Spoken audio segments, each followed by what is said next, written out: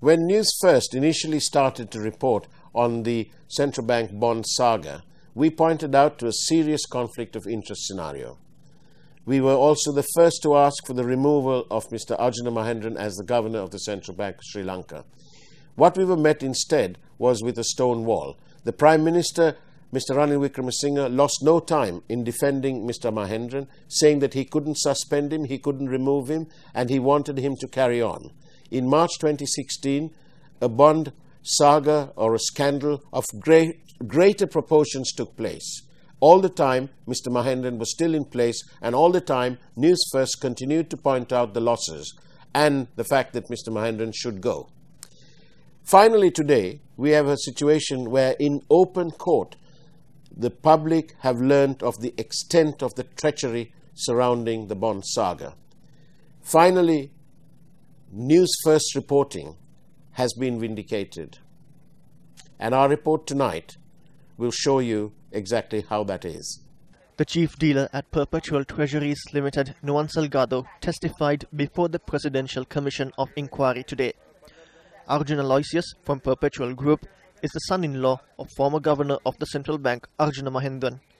Kasun Palisena served as the chief executive officer of Perpetual Treasuries Limited. Conversations between Arjun Aloysius of the Perpetual Group and CEO of Perpetual Treasuries Limited, Kasun Palisena, that had taken place on the 29th of March 2016 were played at the Commission today. What is significant is that these phone calls had taken place while a treasury bond auction was taking place. The following is a recreation of that conversation. Yesterday there was a meeting with all the state banks and they were instructed to bid low. Our friends at NSB and BOC said that they want to bid at a low rate. There's a proposal to remove SRR.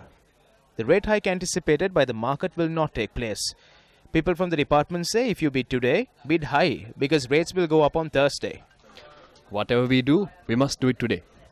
We will have competition on Thursday. I have a 60 billion figure in my head.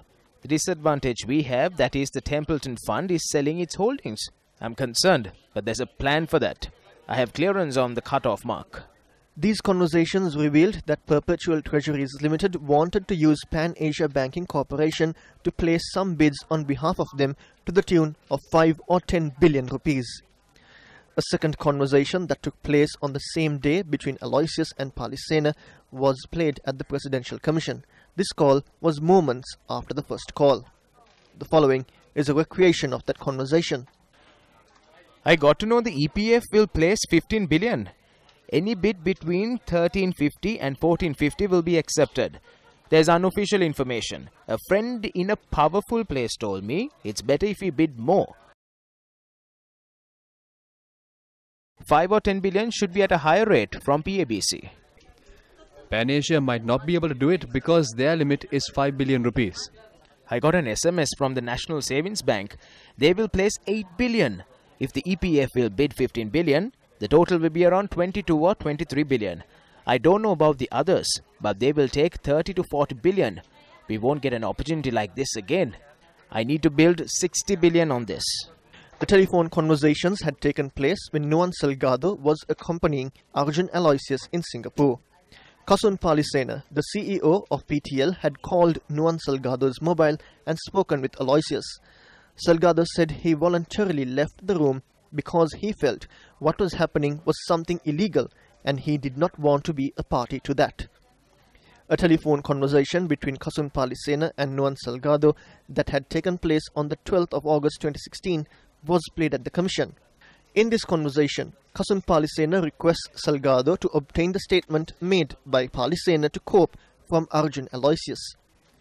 Further questioning of the witness revealed that Arjun Aloysius had been given Kasun Palisena's statement to cope by the son of former MP and former COPE member Rosy Senanayake, Kanishka Senanayake. In this conversation, Palisena says the statement he made to COPE must be sent to the governor. The witness in his testimony believed that the reference as governor was made to Arjuna Mahendran, the former governor of the Central Bank of Sri Lanka. The witness, Nuwan Salgado, accepted that Arjun Aloysius had inside, confidential and price-sensitive information ahead of treasury bond deals which were received from a number of factions. He testified that Arjun Aloysius, with confidential information in hand, had given advice to Kasun Palisena on how to place bids. It was in fact Arjun Aloysius who was running the show. Claiming this was something familiar at PTL, Nuwan Salgado said Aloysius gave advice to Palisena many times before the 29th of March 2016, and the latter always noted down those instructions. Justice Prasanna Jayawardena questioned the witness on how Aloysius obtained information from the EPF and NSB. Salgado said Aloysius would have got the information from Chief Dealer at the EPF, Saman Kumara, and Chief Dealer at the National Savings Bank, Navin Anuradha. Nuwan Salgado also testified that Arjun Aloysius was aware of the cut-off mark at the auctions. The final decision-making authority on the cut-off mark at auctions is the Governor of the Central Bank of Sri Lanka. The witness said the Governor at the time in question was the father-in-law of Arjun Aloysius, Arjuna Mahendran. Additional Solicitor General Yasantha Kodagoda questioned the witness of PTL's phenomenal profits of 11 billion rupees generated between 2015 and 2016. Salgado said during this time, Arjun Aloysius was in possession of confidential and price-sensitive information, and this would have attributed to the profits. Nuwan Salgado, who is now considered as a whistleblower, says he does not fear Kasun Palisena, but says he might face a threat from the names that he exposed today. Additional Solicitor General Yasantha Kodagoda pointed out that the security for Salgado and his family can be provided following a threat assessment done by the Witness Protection Division of Police. He requested the Presidential Commission to take an urgent decision on the matter. Additional Solicitor General Yasantha Kodagoda requested for the details of Arjun Aloysius's Sri Lankan and Australian passports. The Presidential Commission of Inquiry also received a safe this morning in order to place all the confidential evidence that it receives. The Presidential Commission of Inquiry has sent notice to Arjun Aloysius to come to the Commission and provide a statement to the officers assisting the Commission. Now, when the officers had visited the residence of Arjun Aloysius, he had not been there and he was also not present at his workplace. The Aegis Department thereafter informed the Commission that the maid at Aloysius's residence and Aloysius's personal secretary, an individual named Samuel, had also not cooperated with the officers.